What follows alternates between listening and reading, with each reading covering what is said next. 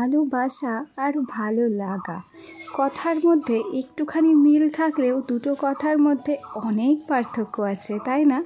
ভালোবাসা সৃষ্টি হয় মন থেকে, মুখ থেকে নয় কিন্তু, আর মুখ দেখেও নয়। তবে কাউকে সামনাসামনি দেখে, কারোর মুখ দেখে একটু ভালো লেগে গেল, সেটা কিন্তু সম্পূর্ণ আলাদা। এই দাঁড়াও, অনেক কথা বলবো, তার আগে নিজের পরিচয়টা তো দিয়ে নেব।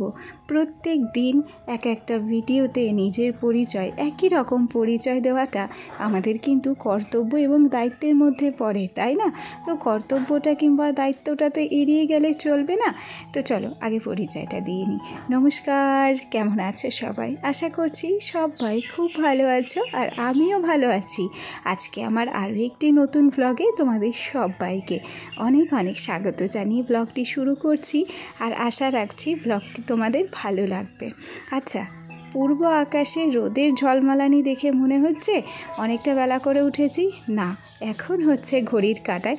এখন যখন চা করছি তখন হচ্ছে 6টা বেজে গেছে। তার আগে যখন ঘরদোর ঝাড় দিলাম, উঠোন ঝাড় দিলাম, তখন ছিল ঘড়ির কাঁটায় 5টা 31।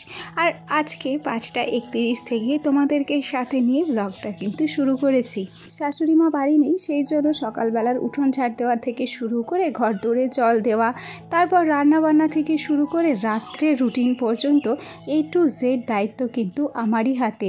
আর সেই A to Z দায়িত্ব, সেই কর্তব্য কি করে পালন করি, কিভাবে টাইম টু টাইম কাজগুলো করে নিচ্ছি, সেই গল্পই তোমাদের সাথে করব, আর আরও অনেক কিছু শেয়ার করব। তো চলো দেখতে থাকো কিন্তু ভিডিওটি। ওদিক থেকে সকালবেলা উঠে বাসি উঠোনটা খুব তাড়াহুড়ো করে ঝাড় দিয়ে নিয়েছি, জানো তো। তারপর কি করেছি, ঘরদোরে তো জল দিয়েইছি, তারপর চাটুকুকে করে নিয়েছি। ওদিক থেকে চা নিয়েছি সামান্য একটুখানি বেকারি বিস্কুট। ওই বিস্কুটগুলো দুটো খেতে ভয় লাগে, জানো তো। ওই যে গল ব্লাডারে অপারেশন হওয়ার পর পিঠে ব্যথাটা এখনও রয়ে গেছে, সেজন্য মনে মনে সন্দেহ হয় আবার কি হলো নাকি। আচ্ছা, একটা ভয় মানুষের মনে ঢুকে গেলে দেখবে সেটা সহজেই বের হতে চায় না। ওদিক থেকে সোনা কিন্তু এখনও ওঠেনি, উঠছে দেখো ঘুমোচ্ছে। আর চা খাওয়ার পর একটুখানি সুযোগ সুবিধা পেয়েছিলাম, আর সেই ফাঁক ফোকরটুকুতেই কি করেছি, আলমারিটাকে কিন্তু হালকা করে ডাস্টিং করে নিয়েছি, মুছে নিয়েছি আর কি। আর তারপর এই যে আমার ইন্ডাকশান রাখা থাকে যে টেবিলটা, এই টেবিলটাও কিন্তু মুছে নিচ্ছি। এই টেবিলটা আমি প্রত্যেক দিনই মুছি। এই টেবিলটাকে এতটা কেন ভালোবাসি জানো? এটা আমার বান্ধবী দিয়েছিল আমার বিয়েতে, তাই নিজের বিয়ের এবং বান্ধবীর দেওয়া স্মৃতি হিসেবে এটাকে খুব সযত্নে রাখতে চাই আমার কাছে। ওই যে ভ্লগের শুরুতেই বলেছিলাম ভালোবাসা আর ভালো লাগার কথা। একটা জিনিস দেখলে হয়তো ভালো লাগতেই পারে, তবে একটা জিনিসকে কারোর স্মৃতি হিসেবে, কোনো কিছুর স্মৃতি হিসেবে মনের মণিকোঠায় সযত্নে রেখে দেওয়ার নামই কিন্তু ভালোবাসা। তাকে প্রত্যেকটা দিন যত্ন করার নামই কিন্তু ভালোবাসা, তাই না? এগুলো হয়তো আমার সংসারের কাজগুলো কারোর একঘেয়েমি মনে হয়, তবে আমার কখনোই এই জিনিসটাকে একঘেয়েমি মনে হয় না। ওদিক থেকে টেবিলটাকে পরিষ্কার করে তার আগে এই ডালটাকে সিটি দিতে বসিয়েছিলাম। আজকে রান্না করছি হচ্ছে একটু টক ডাল রানবো, আর টক ডালে দিয়েছি টক হিসেবে কাঁচা আমের আমসত্ত্ব। তো যাই হোক, এই গরমে দেখবে বেশি মশলাপাতির খাবার কিন্তু ভালো লাগে না। অনেক দিন ধরেই একটু টক ডাল খেতে ইচ্ছে করছে, তাই নিজের মতো একটু টক ডাল করে নিলাম। অনেকে হয়তো সর্ষে ফোড়ন দেয়, তবে আমি সর্ষে ফোড়ন দিইনি, 5 ফোড়ন দিয়েই টক ডালটা রান্না করেছি।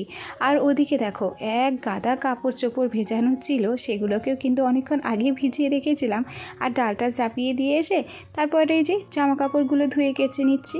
ওদিকে সুতির শাড়ি থেকে শুরু করে সোনার জামা প্যান্ট তো প্রত্যেক দিনই কাচতে হয়, আর তার উপরে রইল নাইটি। না, কাছাকাছি এই আজকেই শেষ নয়, এখনও পর্যন্ত কাছাকাছির পর্ব চলবে। কালকে আবার কোনো কিছু দেখবে কাচতে হাজির হয়ে গেছি। না গো, এখনও অনেক কিছুই কাছাকাছি বাকি আছে, সব একসাথে পারবো না, সেই জন্য অল্প অল্প করেই কেচে নিচ্ছি। ও হ্যাঁ, এরই সাথে আরও একটা কথা বলি। এই তীব্র তাপপ্রবাহে কোনো এক গ্রীষ্মের দুপুরে আমার টিনের ঘরের নিচে ফ্যান অফ করে ভয়েস ওভার দিচ্ছি। আর আমার টিনের ঘরের সামনে রয়েছে একটা মেহগিনি গাছ, সেই গাছে বেশ কয়েকটা ছোট্ট ছোট্ট ফুল ফুটেছে, জানো তো। আর সেই ফুলগুলোই সময় বিশেষ বৃষ্টি আকারে ঝরে পড়ছে আমার টিনের উপর। আর সেই বৃষ্টির মতন কিছু একটা শব্দ হয়তো তোমরা পাচ্ছ, সেটাকে ভেবো না যে অন্য কিছুর শব্দ কিংবা বৃষ্টির শব্দ, সেটা হচ্ছে ফুলের বৃষ্টির শব্দ। ওদিক থেকে জামা প্যান্টগুলোকে মেলে দিয়ে তারপর বিছানাটাকে গোছাতে এলাম। আগের যে ব্লু কালারের বিছানা চাদরটা পাতা ছিল সেটাকে তুলে দিয়েছি, আর তারপর এই যে এই বিছানা চাদরটাকে পেতে নিয়েছি। বিছানা চাদর নিজে হাতে কিনি ঠিকই, তবে সেটা মন মতো হয় না। ওই যে আমার বর হচ্ছে বিছানা চাদর কিনে নিয়ে এসেছিল, মনে আছে, সাদা ছাপা ছাপা, ওই বিছানা চাদরটা যা পছন্দ হয়েছে, তবে ওটা এখন আর পাতবো না। আবার যখন বাড়িতে যদি কোনো অতিথি আসে তখন পেতে দেবো, এখন আর নয়। তো যাকে ওরকম ধরনের আরও একটা বিছানা চাদর কেনার ইচ্ছা আছে, দেখা যাক কী হয়। ওদিক থেকে বিছানা গুছিয়ে চলে এলাম সোনার জন্য খাবার রান্না করতে। আর এই মুহূর্তে সোনার জন্য রান্না করে নিচ্ছি একটু চালের গুঁড়ো। কিছু দিন দেখা যায় কি কাজ করতে করতে না এতটাই ব্যস্ত হয়ে পড়ি, সোনার খাবারটা রান্না করার আর সময় হয় না। সেদিনকে যতটা শর্টকাটে পারি ওই যে চাল ডালের গুঁড়ো করা রয়েছে হোমমেড সেরেলাক, সেটাই কিন্তু সোনাকে খাইয়ে দিই। ওদিক থেকে সোনার খাবারটা ঠান্ডা করতে বসিয়ে এসেছি। তো দেখলাম যতক্ষণে খাবারটা ঠান্ডা হচ্ছে ততক্ষণে কি বসে থাকবো, চলে এলাম টেবিলটাকে পরিষ্কার করতে। এই টেবিলটাকেও প্রায় দিনই আমি কিন্তু পরিষ্কার করে থাকি। আর এই যে সাথে মানি প্ল্যান্টগুলো দেখছো, এগুলোরও যত্ন প্রায় দিন নিই। তো আজকে কি করেছি, এর আগের দিনকে না একটা ভিডিওতে দেখেছিলাম গাছে চাল ধোয়া জল দিচ্ছে।